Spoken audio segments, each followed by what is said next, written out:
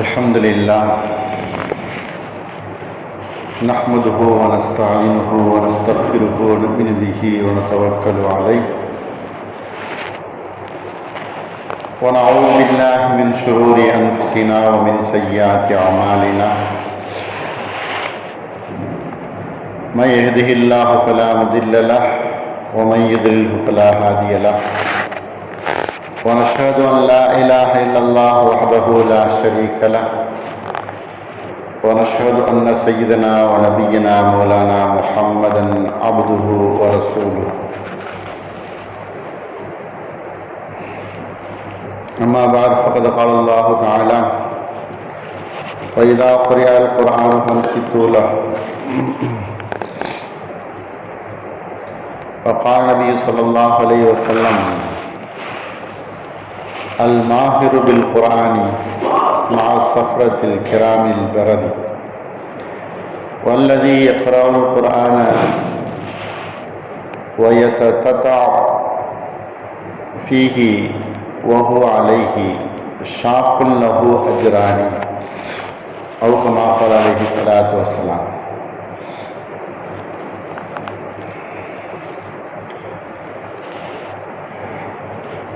அனைத்து புகழும் அல்லாஹ் ஒருவனுக்கு, சாந்தியும் சமாதானமும் நபிகள் நாயகம் ஸல்லல்லாஹு அலைஹி வஸல்லம் அவர்கள் மீதும் அவர்களை பின்பற்றிய உத்தம சத்திய சஹாபாக்கள், தாபியன்கள், தபா தாபியன்கள், குறிப்பாக நம் எல்லோரின் மீதும் அல்லாஹுவின் சாந்தியும் சமாதானமும் என்றென்றும் நிலவட்டுமாக. ஆமீன்.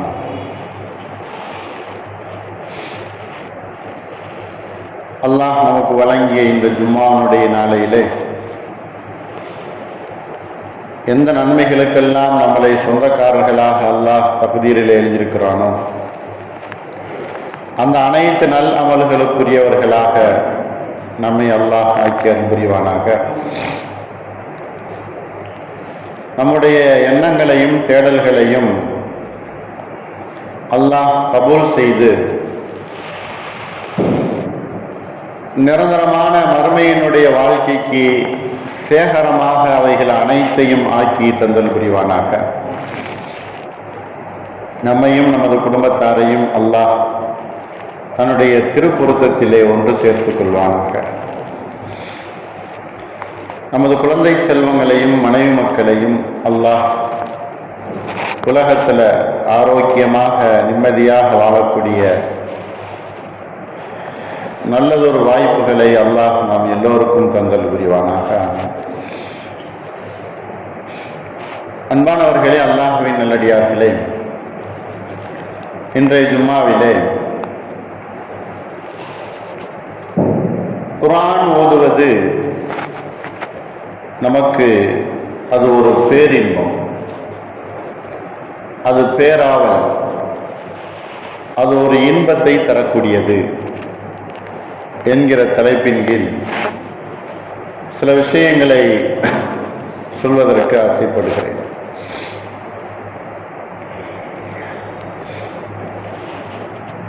குர்ஆன் நமக்கு ஒரு புனித நூல், புனித வேதம். அல்லாஹ் இந்த உலகிலே இறக்கிய வேதங்களிலேயே இறுதி வேதம், இறை வேதம், இறை நம்பிக்கையை ஊட்டக்கூடிய வேதம், இறை சிந்தனையையும் இறை நேசர்களாக ஆகுவதற்குரிய வழிகளையும் தருவதற்காக வேண்டி இறக்கப்பட்ட வேதம் தான் இந்த குர்ஆனுடைய வேதம்.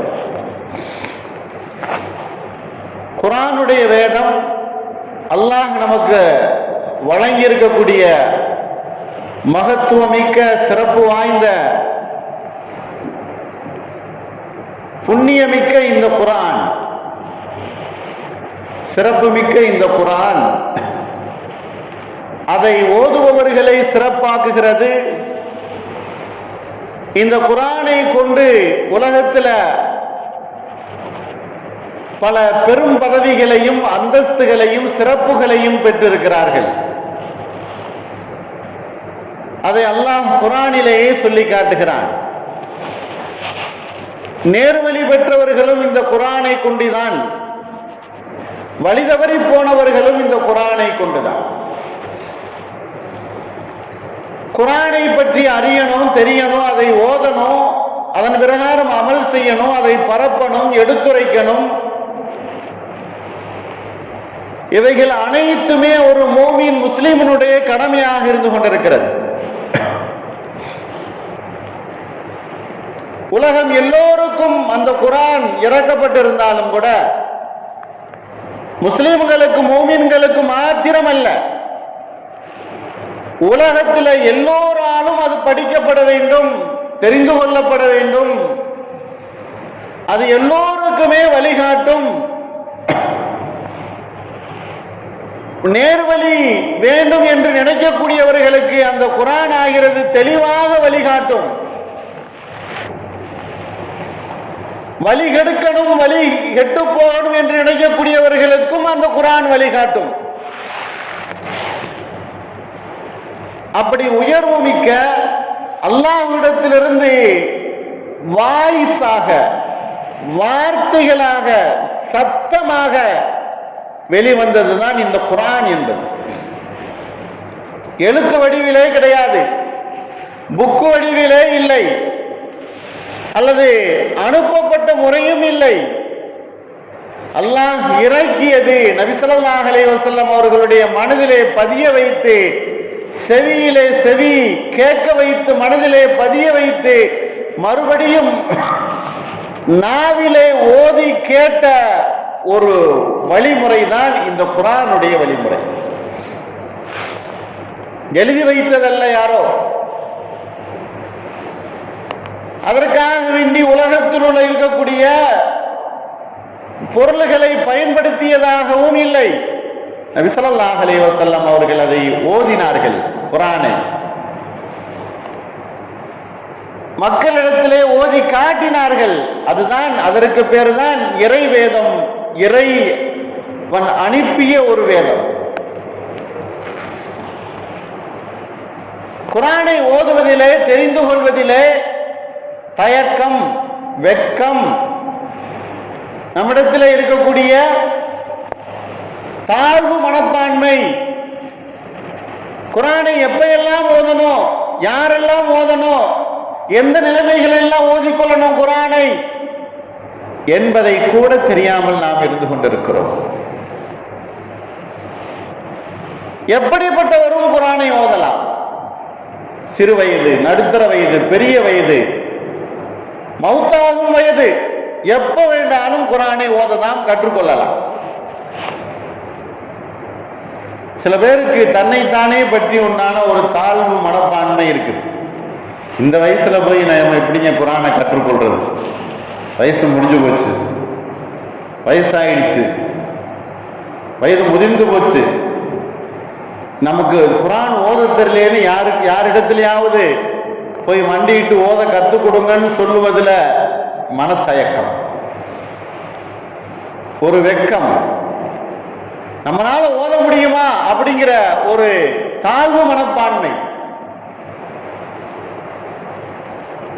ஏன் குர்ஆனை பற்றியும் குர்ஆன்ல ஓதுவதை பற்றியும் நபி ஸல்லல்லாஹு அலைஹி வஸல்லம் அவர்கள் இவ்வளவு வலியுறுத்துகிறார்கள் என்று சொன்னால், எல்லா வேதங்களையும் விட அதுதான் உயர்வானது.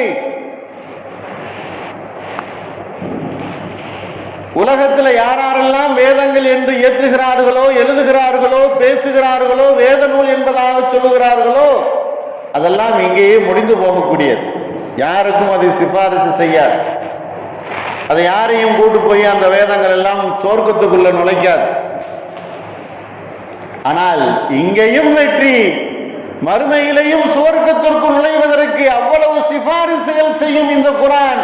ஆகையினாலதான் நபி ஸல்லல்லாஹு அலைஹி வஸல்லம் அவர்கள் இந்த குர்ஆனை ஓதுங்க, பரப்புங்க, கற்றுக் கொடுங்க நபி ஸல்லல்லாஹு அலைஹி வஸல்லம் அவர்கள் சொன்னார்கள்.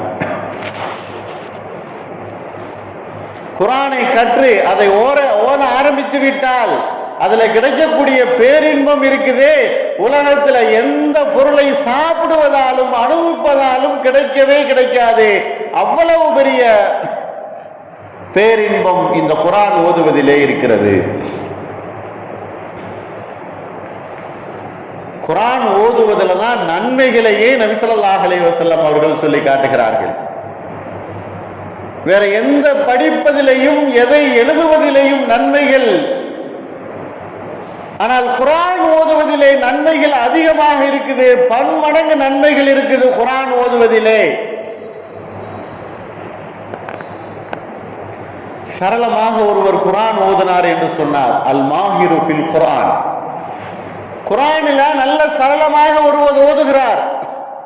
நபி ஸல்லல்லாஹு அலைஹி வஸல்லம் அவர்கள் சொன்னார்கள், அல் மாஹிரு பில் குர்ஆன். குர்ஆனை சரளமாக தெளிவாக ஒருவர் ஓதுகிறார் என்று சொன்னால் அவர் நாளை மலக்குகளோடு, கண்ணியமிக்க மலக்குகளோடு அவர் இருப்பார். ஒருவர் திக்கி திக்கி ஓதுகிறார், அவருக்கு தெளிவாக ஓதவே வரல குர்ஆனை. நபி ஸல்லல்லாஹு அலைஹி வஸல்லம் அவர்கள் சொன்னார்கள், வல்லதி யக்ராஉல் குர்ஆன வ யததஅதஉ.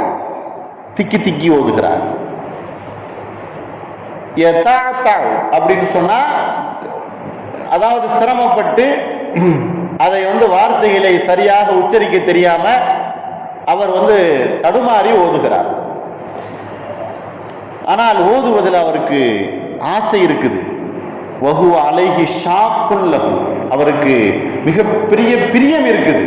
ஆனா ஓதுவதில் சிரமப்படுகிறார். இவருக்கு அஜ்ரானி, நபி ஸல்லல்லாஹு அலைஹி வஸல்லம் அவர்கள் 2 கூலி கிடைக்கும் என்பதாக சொன்னார். சரளமாக ஓதுபவருக்கு 1 கூலி தான், அது மலக்குகளோடு அவர் இருப்பார். ஆனால் திக்கி திக்கி சிரமப்பட்டு கஷ்டப்பட்டு ஓதக்கூடியவருக்கு நபி ஸல்லல்லாஹு அலைஹி வஸல்லம் சொன்னாங்க, அஜ்ரானி, 2 நன்மைகள் இருக்கிறது.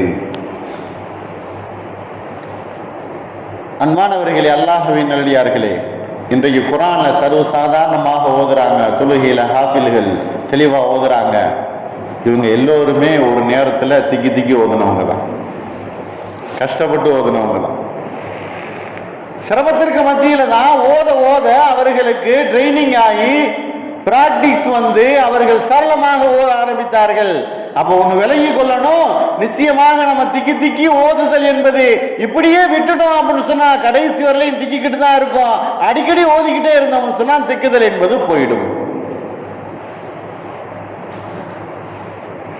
தவறாக ஓதுதல் என்பது அடிக்கடி ஓதுவது நாம் நினைக்கிறோம், நம்ம தவறுதலாக அல்லது கஷ்டப்பட்டு திக்கி திக்கி ஓதுறோம் அப்படின்னு நினைப்பதனால நிறைய நேரங்கள் குர்ஆன் ஓதுவதை நாம் விட்டு விடுகிறோம். இன்னும் சொல்ல போனா இந்த மாதிரி திக்கி திக்கி ஓதுவதற்கு காரணமே நாம் அடிக்கடி குர்ஆனை ஓதாமல் இருப்பதுதான்.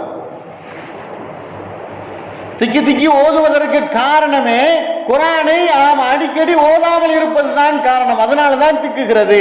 அடிக்கடி நாம் ஓதிக்கிருந்தோம் அப்படின்னு சொன்னா நிச்சயமாக அது நமக்கு திக்காது, சரளமாக வந்துவிடும். குர்ஆன் ஓதுவதில் இன்பம், குர்ஆன் ஓதுவதில் ஒரு ஆர்வம், ஒரு ஆசை.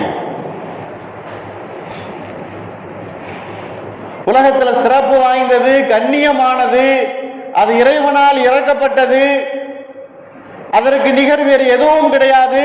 உலகத்தில் ஒரு வரியை கூட, ஒரு வார்த்தையை கூட, ஒரு ஆயத்தை கூட கொண்டு வர முடியாது. கியாமத் நாள் வரைக்கும் குர்ஆன் சவால் விடுகிறது. எல்லோரும் தோற்று போனார்கள். கியாமத் நாள் வரை குர்ஆனுக்கு எதிராக குர்ஆன் மாதிரி யாரு கொண்டு வருவதற்கு முயற்சி செய்தாலும் தோற்று போவார்கள்.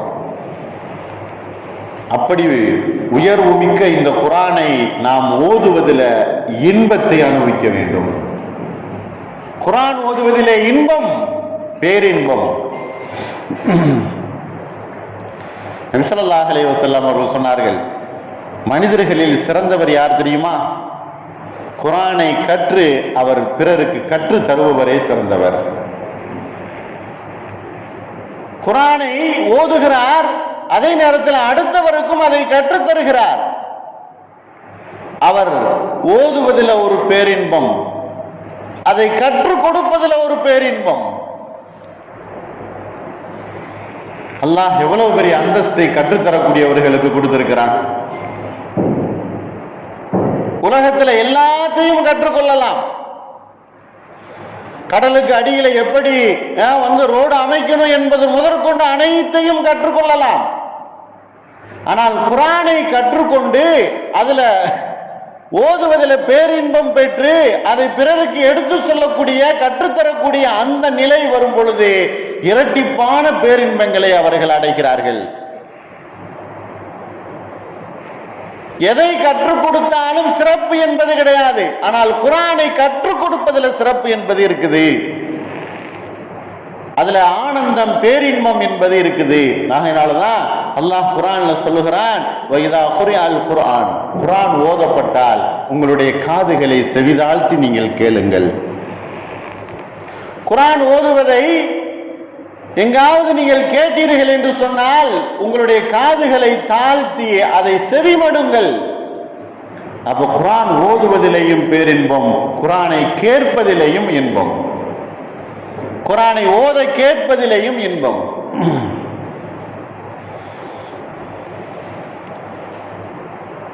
உலகத்துல எல்லாத்தையும் வழிகெடுக்கக்கூடியவன், தலைமேல இருக்கக்கூடியவன் ஷைத்தான். அவனை விரட்டுவதற்கு மிகப்பெரிய ஆயுதமாக பயன்படுவது இந்த குர்ஆன் தான். ஷைத்தான் வழிகெடுக்கிறான், குடும்பத்தில் வந்து பிரச்சனையை உண்டு பண்ணுகிறான். மகளை கட்டி கொடுத்த இடத்துல அல்லது மகளை பெண் எடுத்த இடத்துல ஷைத்தான் உள்ள புகுந்து பெரும் பிரச்சனைக்கு உள்ளாக்கி நம்முடைய மனநிலை எல்லாம் வந்து வீண்படுத்தி விடுகிறான். ஷைத்தானுடைய ஊசலாட்டம் அதிகமாக இருந்து கொண்டிருக்கு என்பதாக நினைக்கக்கூடியவர்களுடைய தீர்வு குர்ஆனை ஓதுவதிலே இருக்கிறது. நபி ஸல்லல்லாஹு அலைஹி வஸல்லம் அவர்கள் சொன்னார்களே, ஷைத்தானை விரட்டக்கூடிய ஒரு மருந்து குர்ஆனிலே இருக்கிறது. ஷைத்தானை விரட்டணும், அவனுடைய ஊசலாட்டங்களை நீங்கள் தூரமாக்கணும் அப்படின்னு சொன்னா குர்ஆனை ஓதுங்கள். நபி ஸல்லல்லாஹு அலைஹி வஸல்லம் அவர்கள் சொன்னார்கள், எந்த வீட்டிலே குர்ஆன் ஓதப்படுகிறதோ அந்த வீட்டிலிருந்து ஷைத்தான் விரண்டோடி விடுகிறான். இன்னும் ஒரு ஹதீஸ்ல சொல்றாங்க, சூரா பக்ரா ஓதக்கூடிய வீட்டிலிருந்து ஷைத்தான் விரண்டோடி விடுகிறான். குர்ஆன் ஓதலைன்னா ஷைத்தான் குடி கொண்டுதான் இருப்பான்.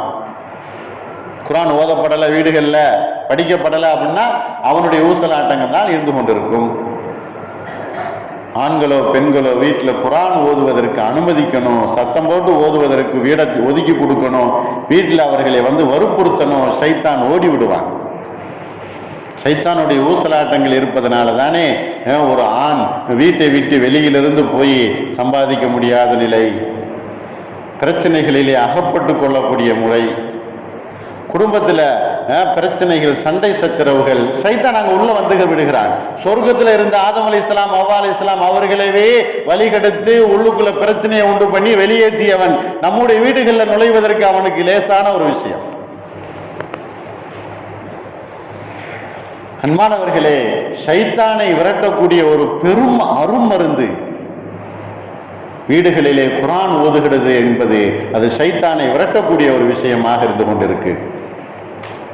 நம்ம எல்லோரும் நினைச்சிருக்கோம் பள்ளிவாசலுக்கு போனா ஷைத்தான் இருக்க மாட்டான் அப்படின்ட்டு. என்ன காரணம்? அங்கதான் குர்ஆன் ஓதப்படுகிறது.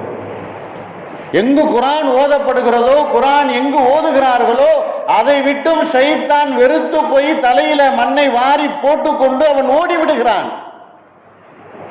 ஷைத்தான் இல்லாத இடங்கள்ல நமக்கு சந்தோஷம் நீடிக்கும், மன மகிழ்வு ஏற்படும். ஷைத்தான் இல்லாத இடங்கள்ல நமக்கு மன நிறைவு என்பது ஏற்படும், அல்லாஹ்வுடைய திருப்தி உண்டாகும். ஷைத்தானை விரட்டக்கூடிய அருமருந்து குர்ஆனிலே இருக்கிறது, குர்ஆனுடைய சூறாக்களிலே இருக்கிறது. குறிப்பிட்டு நபி ஸல்லல்லாஹு அலைஹி வஸல்லம் சொன்னாங்க, சூரத்து பக்ராவை தினந்தோறும் வீட்டில் ஓதுங்க, ஷைத்தான் விரண்டோடி விடுவான். அன்பானவர்களே, அல்லாஹ்வின் அடியார்களே, நாம் தான் ஷைத்தான் வீட்டுக்குள்ள வருவதற்காக வேண்டி நிறைய கருவிகளை பயன்படுத்துகிறோமே. எப்படியாவது அவன் வீட்டுக்குள்ள வந்துடணும் அப்படிங்கிறதுக்கு தானே நம்ம முயற்சி செய்கிறோம். எப்படியாவது வெளியில் அங்கங்க இருக்கக்கூடிய ஷைத்தான் வீட்டுக்குள்ள வந்துடணும். எந்தெந்த முறைகளை எல்லாம் நாம் வந்து வீட்டில் ஷைத்தானை வர வைப்பதற்குரிய முயற்சிகள்ல செய்கிறோம். அன்றைய காலங்களில் டிவியை பற்றி பேசும்போது வயர் வழிவாக ஷைத்தானை இழுத்து டிவிக்குள்ளே கொண்டு வந்து வீட்டுக்குள்ளே வச்சுக்கிறோம் அப்படின்னு பேசணும். இன்னைக்கு வயரும் இல்லை, ஒன்றும் இல்லை, அப்படியே ஷைத்தான் உள்ள வந்து விடுகிறான் வீட்டுக்குள்ள. அன்பானவர்களே, ஷைத்தானை விரட்டக்கூடிய ஒரு பெரிய கருவி குர்ஆன் ஓதுவதில் இருக்குது என்பதை நாம் விளங்க வேண்டும். இன்பம், பேரின்பம் என்று சொன்னால் நமக்கு கிடைக்கக்கூடிய பாதுகாப்புல பேரின்பம். குர்ஆன் ஓதுவது நமக்கு பாதுகாப்பு, அதுதான் நமக்கு பேரின்பம். நாம் பயணம் செய்கிறோம், பாதுகாப்பான முறையிலே பயணம் செய்து நாம் நிறைவு செய்துட்டால் அதுதான் நமக்கு பேரின்பம். பயணத்தை அல்லாஹ் நமக்கு பாதுகாப்பாக கொடுத்து விட்டான் என்று சொன்னால் பேரின்பம். உலகத்தில் நமக்கு பாதுகாப்பு கிடைக்க வேண்டும் என்று சொன்னால், அந்த பேரின்பத்தை நான் அனுபவிக்க வேண்டும் என்று சொன்னால் குர்ஆன் ஓதுவதிலே இருக்கிறது.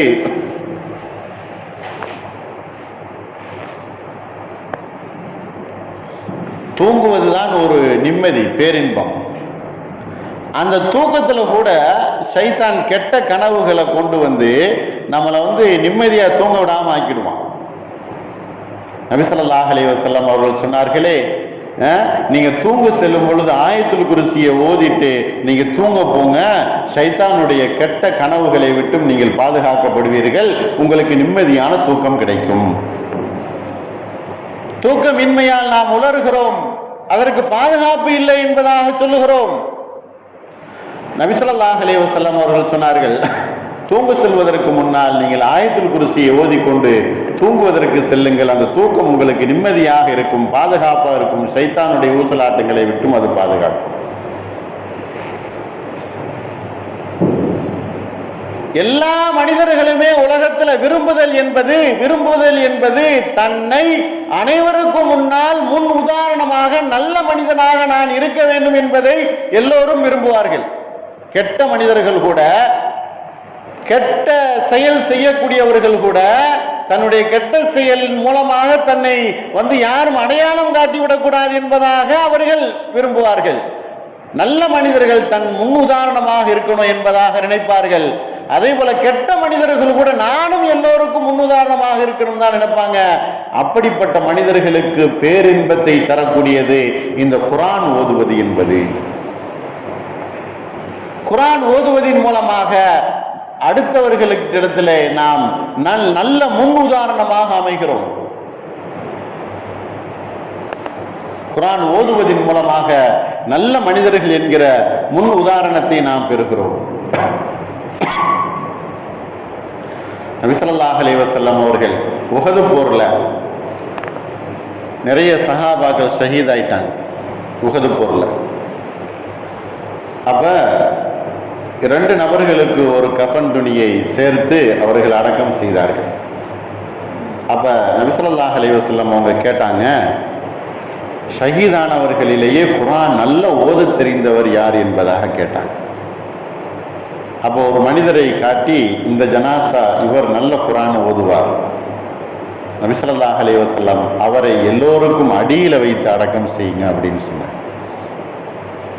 என்ன காரணம்?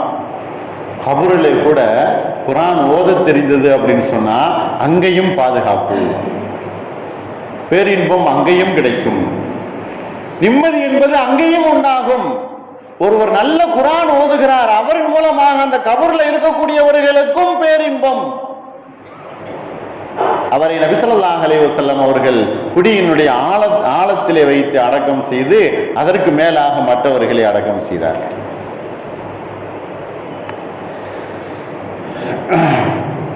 குர்ஆன் எந்த நூலும் எந்த வேதமும் தன்னை பற்றி அது கூறியது அப்படிங்கிறது கிடையாது. ஆனா குர்ஆன் கூறுகிறது.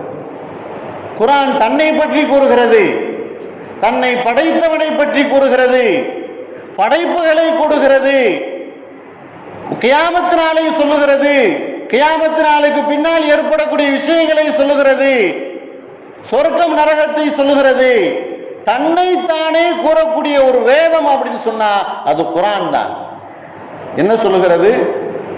என்னை ஓதுவது என்பது மிகவும் எளிதானது. யஸ்ஸர்னல் குர்ஆன் லிذிக்ர். என்னை ஓதுவது என்பது மிகவும் எளிதானது. அதுல பக்கத்துல போகாத வரைக்கும் அது கஷ்டமா தான் இருக்கும். பக்கத்துல போய் எடுத்து நம்ம அதை கத்துக்கிட்டோம் அப்படின்னு சொன்னா ஓதக்கூடியவர்களுக்கு அவ்வளவு இன்பம் ஆயிடும். ஒரு தடவை பார்க்குறோம், டெரரா இருக்குது, பக்கத்தில் போக முடியல, இவ்வளவு டெரர் ஃபேஸா இருக்கே அவருக்கு அப்படின்னு சொல்றோம். அவர்கிட்ட பழக பழக பழக அவர் மாதிரி பிடித்தவர் உலகத்துல வேற யாருமே இல்லாம நம்ம நினைச்சிருக்கோம். பார்க்கிறோமா இல்லையா? அதை விட அருமையானது இந்த குர்ஆன். அதோடு நம்ம இணக்கமாயிட்டோம், ஓத ஆரம்பிச்சிட்டோம் அப்படின்னு சொன்னா அது நம்மளை விட்டும் போகாது. நின்ற நிலைமையே ஓதலாம், உட்கார்ந்த நிலைமையிலே ஓதலாம், படுத்த நிலைமையிலே ஓதலாம், வாகனத்தை போய்கிட்டு இருக்கும் போதும் ஓதலாம், எல்லா நிலைமையிலையும் குர்ஆனை ஓதலாம். அது இன்பம் தரக்கூடியது, மிகவும் எளிதானது. என்னை சிந்தியுங்கள் என்பதாக குர்ஆன் சொல்லுகிறது. நான் சொல்லக்கூடிய ஆயத்துகளை சிந்தியுங்கள் என்பதாக குர்ஆன் சொல்லுகிறது. தன்னை பற்றி குர்ஆன் பேசுகிறது, நான் மிகவும் எளிதானவன். அல்லாஹ் தான் அதை சொல்லுகிறான். இருந்தாலும் குர்ஆன் இப்படி சொல்லுகிறது, சிந்திக்க தூண்டுகிறது குர்ஆன். நான் உலகத்தாருக்கு அருமருந்து என்பதாக கூறுகிறது குர்ஆன். வஹுவ ஷிஃபாஉன் வ ரஹ்மத்துல் லில் முஃமினீன். மூமின்களுக்கு நோய் நிவாரணியாகவும் ரஹ்மத்தாகவும் குர்ஆன் இருக்கிறது. இதயத்திற்கு நிவாரணம். வ ஷிஃபாஉல் லிமா ஃபிஸ் சுதூர். உள்ளங்களுக்கு நிவாரணம். உடலுக்கும் நிவாரணம், உள்ளத்துக்கும் நிவாரணம். ஷைத்தானுடைய தீங்கிலிருந்து பாதுகாப்பு. இந்த குர்ஆன் எழுத்து வடிவிலே இறக்கப்படவில்லை, அதாவது சவுண்டாக சத்தமாகத்தான் இறக்கப்பட்டது. குர்ஆன் ஆகிய நான் உங்களுக்காக வேண்டி அல்லது என்னை ஓதியவருக்காக வேண்டி என்னுடன் இருந்தவருக்காக வேண்டி அல்லாஹ்விடத்துல பரிந்துரை செய்கிறது. அதை தாண்டி அல்லாஹ்விடத்துல விவாதம் செய்கிறது, அல்லாஹ்விடத்துல போராடுகிறது. இந்த மனிதனை சொர்க்கத்திற்குள்ள கொண்டு போய் சேர்க்கிறணும் அப்படின்னு போராடுகிறது. நபி ஸல்லல்லாஹு அலைஹி வஸல்லம் அவர்கள் சொன்னார்கள், அருமையான தத்துவ வார்த்தை, மனிதர்கள் நம்மெல்லாம் விளங்கிக் கொள்ளக்கூடிய ஒரு வார்த்தை. அது என்னவென்று சொன்னால், குர்ஆனுடைய ஒரு முனை உங்களுடைய கையிலே, மறுமுனை அல்லாஹ்வுடைய கையிலே. நீங்கள் அதை பற்றி பிடித்துக் கொள்ளுங்கள் என்பதாக சொல்கிறது. குர்ஆன் ஓதுபவர் நறுமணமிக்கவராக இருப்பார். நபி ஸல்லல்லாஹு அலைஹி வஸல்லம் அவர்கள் சொன்னார்கள், குர்ஆனை ஓதி நீங்கள் மறந்து விடாதீர்கள். ஏன்னு சொன்னா குர்ஆன் எவ்வளவு சிறப்பு வாய்ந்தது ஓதுவது. அந்த மிகப்பெரிய சந்தையாக இருக்கக்கூடிய அந்த அரபக சந்தையிலே ஒரு கொளுத்த ஒட்டகம், பெரிய திமிழுடைய ஒட்டகம் உங்களுக்கு கிடைப்பதை விட நீங்க பள்ளியிலே சென்று குர்ஆன் ஓதுவது உங்களுக்கு சிறப்பு. அவ்வளவு பெரிய ஒட்டகம் கிடைப்பதை விட உங்களுக்கு சிறப்பு. அந்த சிறப்பை நீங்கள் பெற்றுக்கொண்டீர்கள் என்று சொன்னால் அதை நீங்கள் ஓதிக்கொண்டே இருங்க.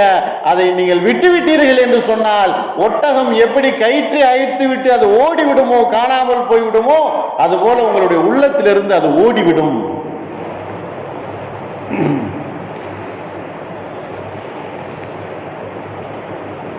ஒவ்வொருவருக்கும் குர்ஆன் ஆகிறது சிபாரிசு செய்யும். வறுமையிலே கேள்வி கணக்கு கபர்ல கொண்டு வந்து வைக்கப்பட்ட உடனே அது சிபாரிசு செய்யும். என்னுடையவன், நான் என்னை பாதுகாத்தான், அவனை நான் கபரிலிருந்து சொர்க்கம் சென்று கொண்டு போய் செல்லும் வரை அவனை நான் பாதுகாப்பேன். சிபாரிசு செய்கிறது.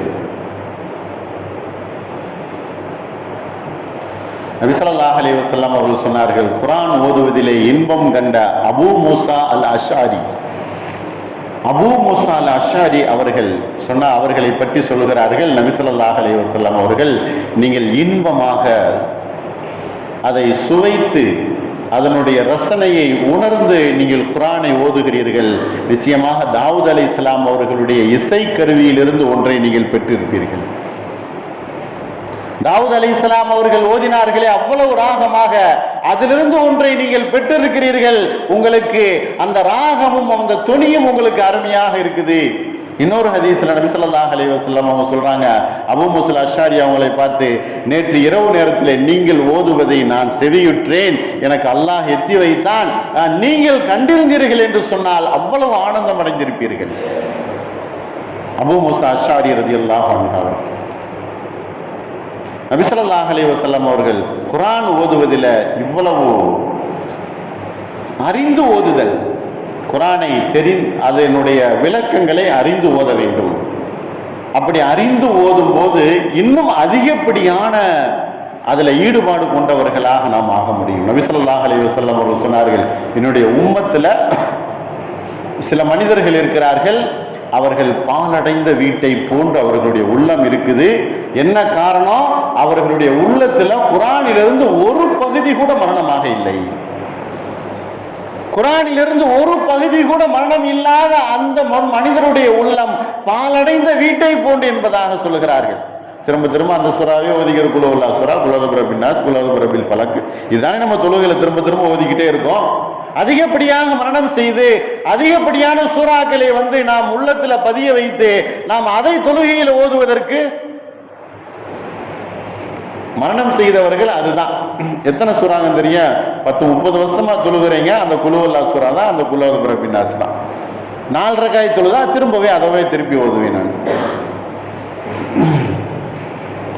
அன்பானவர்களே, அல்லாஹ்வினுடையார்களே, இவ்வளவு இன்பம் குர்ஆன் ஓதுவதிலே இருக்கிறது. நம்ம குழந்தைகளுக்கு நாம் இதை கற்றுக் கொடுக்கணும், அவர்களுடைய உள்ளத்துல பதிய வைக்கணும். ஹாஃபில்களாக ஒவ்வொரு வீடுகளிலேயும் குர்ஆனை மனது செய்த ஹாஃபில்களை உருவாக்க வேண்டும். அல்லாஹ் சொல்லுகிறான், இந்த குர்ஆனை எழுத்து வழியில பாதுகாப்பது என்பது குறைவு, முஸ்ஹப் வழியில பிரிண்டிங் வழியில பாதுகாப்பது என்பது குறைவு. மனிதர்களுடைய உள்ளத்தை கொண்டுதான் இந்த குர்ஆனை நாம் பாதுகாப்போம். பாதுகாக்கக்கூடிய இடத்தை நாம் தேர்வு செய்திருப்பது மனிதனுடைய உள்ளம். மற்ற எல்லா நூல்களும் எல்லா வேதங்களும் ஏடுகளிலே பாதுகாக்கப்பட்டதனால அதுல நிறைய முறைகேடுகள் ஏற்பட்டது. ஆனால் இந்த குர்ஆனை நாம் உள்ளத்துல பாதுகாக்கிறதுனால அதை யாரும் டச் பண்ண முடியாது, தொட முடியாது, மாற்ற முடியாது. அதனுடைய குறியீடுகளை மாற்ற முடியாது, அதனுடைய வடிவங்களை மாற்ற முடியாது, அதனுடைய எழுத்துக்களை, உச்சரிப்புகளை, அதனுடைய வார்த்தைகளை, ஆயத்துக்களை, சூறாக்களை எதையுமே மாற்ற முடியாது. ஏன்? இதை மனிதர்களுடைய உள்ளங்களிலே நாம் பாதுகாக்கிறோம். மனிதர்கள் தான், உள்ளங்கள் தான். ஆனால் அதை இயக்கக்கூடியவன், உள்ளத்தை ஆளக்கூடியவன் அல்லாஹுவாக இருந்து கொண்டிருக்கான். காலகாலத்துக்கும் கியாமத்து நாள் வரை உள்ளங்கள் தான் இந்த குர்ஆனை பாதுகாத்து கொண்டிருக்கும். அதுல ஒரு சிறிய ஒரு பங்கை நாம் எடுத்துக்கொள்ளணுமே என்பதாக ஆசைப்படுவதும் ஒரு பேரின்பம். ஆகையினால் அன்பான அல்லாஹ்வினுடையவர்களே, அன்பு சகோதரர்களே, இந்த குர்ஆனுடைய விஷயங்களை மனதிலே எழுத்தி நம்முடைய வாழ்க்கையிலே சிறப்பாக அமைத்து இதை நமக்கும் நம்முடைய குடும்பத்தாருக்கும் நம்முடைய குழந்தைகளுக்கும் முறையாக கற்று அவர்களும் கற்றுத்தேறி இந்த உலகத்திலேயும் மறு உலகத்திலேயும் வெற்றி பெறக்கூடிய நன்மக்களாக வல்ல இறைவன் நம் எல்லோரையும் ஆக்கி அன்புரிவானாக. வ ஆகிரு தாவானா அல்ஹம்துலில்லாஹி ரப்பில் ஆலமீன். அஸ்ஸலாமு அலைக்கும் வரஹ்மத்துல்லாஹி வபரகாத்துஹு.